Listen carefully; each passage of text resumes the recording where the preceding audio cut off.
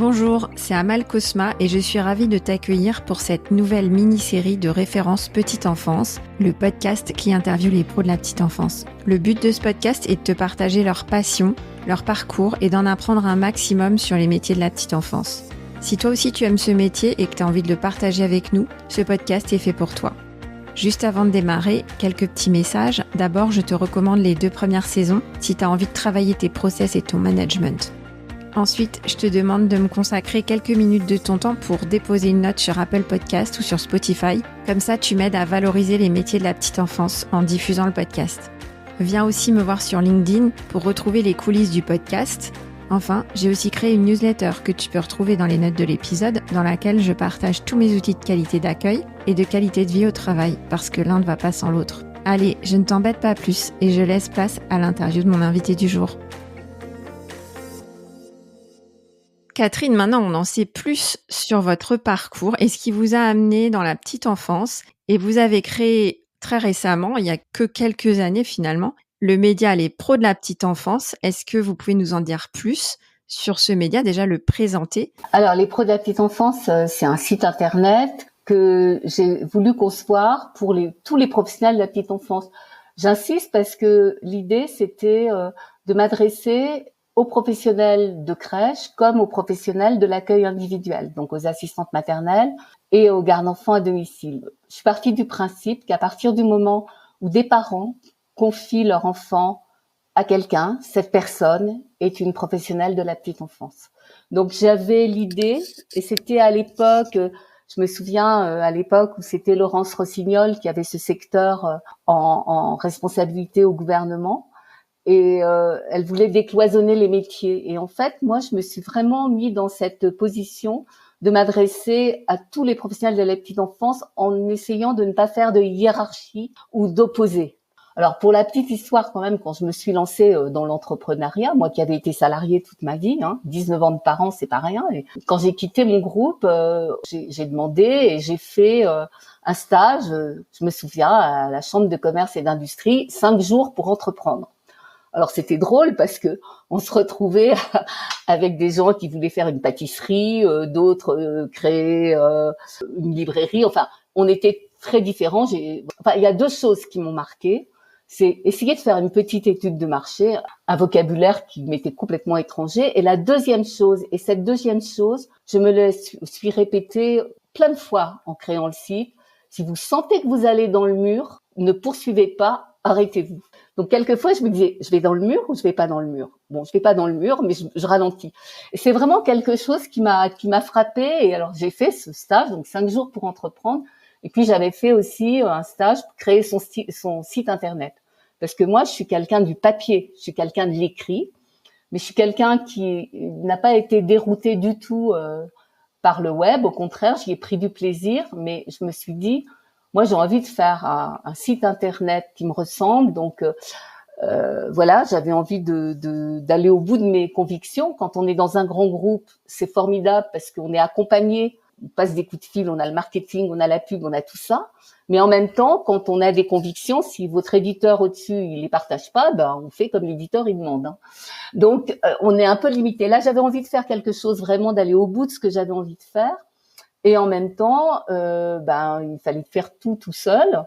Donc c'était pas très facile, mais je me suis dit, je fais un site internet parce que c'est beaucoup plus facile et beaucoup moins engageant financièrement que de créer un magazine. Mais en même temps, je voudrais appliquer les règles et la rigueur de la presse écrite au web. Moi, par exemple, quand on me dit, il est super votre blog, je suis furieuse. Je fais pas un blog. Je fais un média en ligne avec la rigueur et le professionnalisme des journalistes et la déontologie des journalistes. J'ai fait alors ma petite étude de marché, j'ai fait un questionnaire sur Google que j'ai envoyé puis que j'ai partagé à quelques personnes que je connaissais pour demander, est-ce que vous seriez intéressé par un média qui parle de vous, qu'est-ce qui vous intéresserait le plus?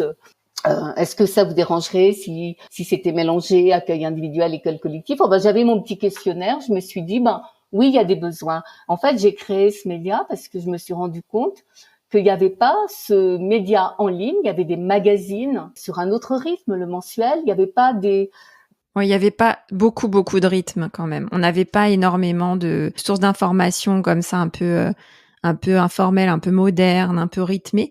Et ce que j'entends surtout, c'est que vous y avez mis beaucoup de rigueur, beaucoup d'exigences, Oui, oui. alors que la création d'entreprise, comme vous dites, c'est quand même un sacré challenge, un sacré défi. Et quand vous dites 5 jours pour entreprendre et 5 jours pour créer son site internet, ça paraît ça paraît quand même assez court, hein, comme Non, non, mais j'ai mis beaucoup plus de temps, bien sûr, mais le 5 jours pour entreprendre, c'est comme ça que s'appelait ce stage. ouais. Et en fait, j'en ai un souvenir à la fois, c'était sympathique parce qu'on était tous dans des problématiques différentes, mais il y avait, j'en ai retenu, même si je retenu que 3 choses, ces 3 choses qui m'ont vraiment accompagnée tout le long de la création de ce site, où quand même, je me suis fait aider, enfin, je me suis associée à une jeune femme qui avait un média très différent du mien, mais qui m'a mis à disposition des ressources. D'accord. Donc, qui m'a prêté son développeur, qui m'a prêté, et ça m'a beaucoup aidé. Ouais, faire un partenariat pour pouvoir se développer. On a fait ce partenariat, et après, elle a vendu son petit média à un grand groupe. Et là, j'ai dit non, moi je garde mon petit site.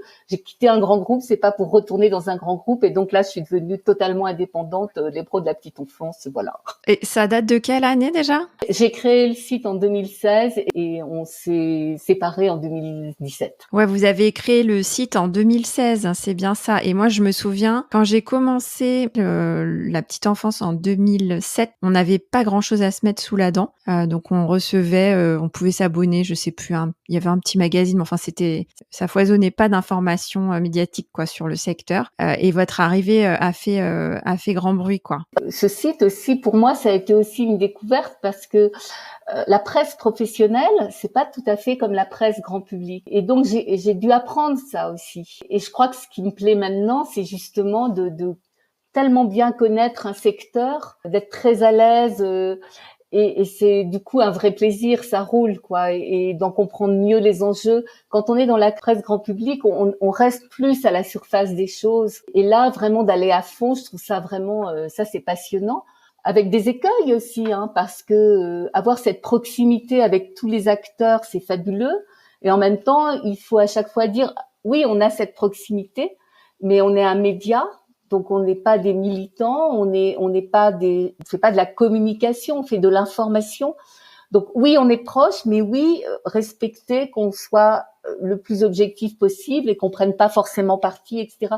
C'est un équilibre à trouver. Ouais, ça c'est vraiment un parti pris de votre part. Et c'est vrai que vous apportez de l'information assez neutre et riche. Et ce que vous dites aussi, c'est le côté expert qu'on ressent bien dans votre média, puisque vous dites que dans la presse professionnelle, on est moins en surface et on apporte une expertise. Et ça, il y a une utilité sociale en fait dans votre travail. Vous apportez de l'information, de la documentation aux pros de la petite enfance. Oui, d'ailleurs, je me souviens pendant le Covid où tout le monde était à la pêche aux informations. C'était pas évident. Je me souviens d'une PMI qui m'a écrit et qui m'a dit merci. Grâce à vous, on a les informations. J'ai trouvé que c'était plutôt sympa et de me dire, on joue ce rôle. Et pourtant, je sais que la DGCS a fait son maximum, hein. Je dis pas que j'ai remplacé la DGCS, mais il y avait un tel besoin d'information. L'année des Covid, elle a été incroyable parce que on a noué des liens incroyables à la fois avec les institutions et à la fois avec les professionnels de terrain qui avaient envie de témoigner, ceux qui étaient réquisitionnés entre guillemets au moment où les lieux d'accueil étaient fermés, et ceux qui avaient envie de témoigner de ce que c'était, de continuer à travailler avec. Ça a été une période évidemment très dure pour tout le monde, mais assez intense pour nous et qui, je crois, a renforcé les liens qu'on pouvait avoir à la fois avec les experts, les institutions et le terrain. Et là encore, je me suis dit, waouh, les pros de la petite enfance, c'est quand même des gens. Alors, il y a des brebis galeuses partout, mais il y a des gens formidables, quand même, je trouve. Alors oui, moi aussi dans les crèches, j'ai ressenti ce que vous dites. C'était une période très intense, assez dure. Et en même temps, on a tissé des liens très forts. Les liens se sont resserrés et on s'est soutenus. Et c'est un peu ça que vous exprimez aujourd'hui, puisque la PMI vous a apporté cette reconnaissance, qui est une belle reconnaissance, de vous dire que vous apportiez vraiment votre pierre à l'édifice. Alors vous dites que vous êtes très neutre, mais est-ce qu'il y a quand même des moments où vous sortez de cette réserve ? Oui, par exemple, quand c'est des campagnes de santé publique, je trouve que quand on est un média professionnel, c'est de notre responsabilité de les relayer. Alors, je me suis souvent fait prendre à partie par les anti-vax, par exemple. Moi, je relais les campagnes de vaccination pour les enfants.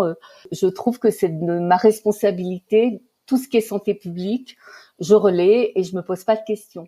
Il y a une fois ou deux où je suis sortie de ma réserve, une fois où je le regrette et une fois je le regrette pas. Celle où je le regrette pas, c'est que je défends les jardins d'enfants. Je trouve que c'est une structure formidable. Je suis navrée qu'ils soient menacés. Et là, après avoir fait une enquête sur les jardins d'enfants, j'ai demandé à l'équipe s'ils étaient d'accord qu'on prenne parti. Et ils m'ont dit que oui. Et donc, oui, je milite pour la préservation des jardins d'enfants parce que je trouve qu'ils font un boulot formidable. Voilà. J'essaie d'être le plus neutre possible.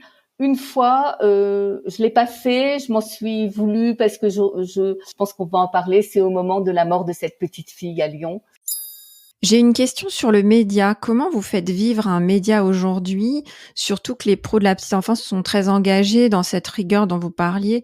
Donc, vous ne faites pas beaucoup de communication au sens publicitaire, commercial. Quel équilibre économique Alors, l'équilibre économique, il est précaire, mais il tient la route. On a une plateforme d'emploi où les recruteurs peuvent mettre des annonces d'emploi pour recruter des professionnels de la petite enfance. Donc c'est effectivement gratuit pour les professionnels, mais les recruteurs, eux, doivent payer. Donc c'est une partie des revenus. On a eu quelques partenaires qui nous ont accompagnés, mais ce que j'appelle des partenaires qui nous ont soutenus parce qu'ils trouvaient que le projet était beau. Moi, mes premiers partenaires, je les ai trouvés avec ma petite tablette, un PowerPoint où je leur expliquais ce que je voulais faire. Il y en a certains qui nous ont fait confiance et depuis longtemps, et ça, voilà, je leur en serai toujours reconnaissant parce que ça nous aide. Et puis on a quelques formats publicitaires, mais qui sont évidemment un peu choisis, enfin, qui sont. Moi, j'ai rien contre la publicité, au contraire, ou contre des partenariats. Et si ça fait sens, c'est pas un problème.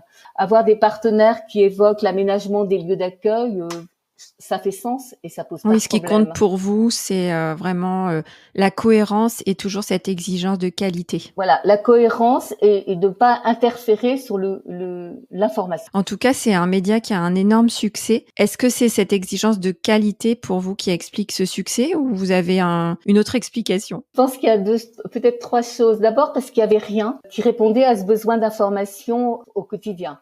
Ensuite, parce que je crois, oui, je pense qu'on est ressenti comme des journalistes qui font leur métier avec honnêteté. Et donc, oui, je pense qu'on est devenu un média référent parce qu'on a une déontologie, on a une rigueur et que on n'écrit pas n'importe quoi et on n'écrit pas entre guillemets SEO pour être bien référencé dans Google. La qualité de l'information prime surtout. Et puis, je crois que ce qu'il y a aussi, j'ai l'impression qu'on a deux jambes. On a l'information pure et dure auprès d'experts, auprès des institutions, et puis on a le côté miroir. Le côté miroir, c'est donner la parole aux professionnels de terrain par des témoignages, par des reportages dans des crèches, par des initiatives qu'on met en évidence parce qu'elles sont innovantes ou parce que. Et à chaque fois qu'on a parlé des initiatives, on avait envie de mettre des initiatives pour dire ouais super c'est génial, mais aussi pour expliquer comment ça avait été mis en place avec les écueils pour que ça puisse servir aux autres. En tout cas, je vous félicite pour ce succès et vous nous avez apporté énormément à nous les pros de la petite enfance. Et ce que je retiens de cet épisode, c'est qu'avec les pros de la petite enfance, avec ce média, vous avez voulu fédérer et ça marche très bien parce qu'on voit que vous vous adressez à tous les types de pros de la petite enfance. Et deuxièmement, vous avez vraiment une exigence forte de rigueur et de qualité. Et troisièmement, c'est cette notion d'expert que vous associez à la presse professionnelle par rapport à la presse grand public. Et c'est vrai qu'on le ressent beaucoup. Moi, j'utilise beaucoup votre site internet. La plupart du temps, enfin, à chaque fois que j'ai utilisé un article, je m'y suis retrouvée. Et enfin, je vous dirais que pour moi, vous êtes un pro de la petite enfance. D'ailleurs, c'est à ce titre que je vous interviewe. Il n'y a pas que les pros de terrain qui ont l'étiquette, le diplôme, mais c'est vrai qu'on est nombreux à être autour du terrain et à œuvrer pour la petite enfance. Donc, pour moi, vous êtes un pro de la petite enfance, Catherine. Ben, merci. Je crois que vous avez toute votre place dans la petite communauté des pros de la petite enfance. Alors maintenant, je vous propose qu'on passe à notre épisode 3 pour qu'on parle un petit peu de votre vision de la petite enfance aujourd'hui, puisque vous avez une place centrale d'observateur. À tout de suite.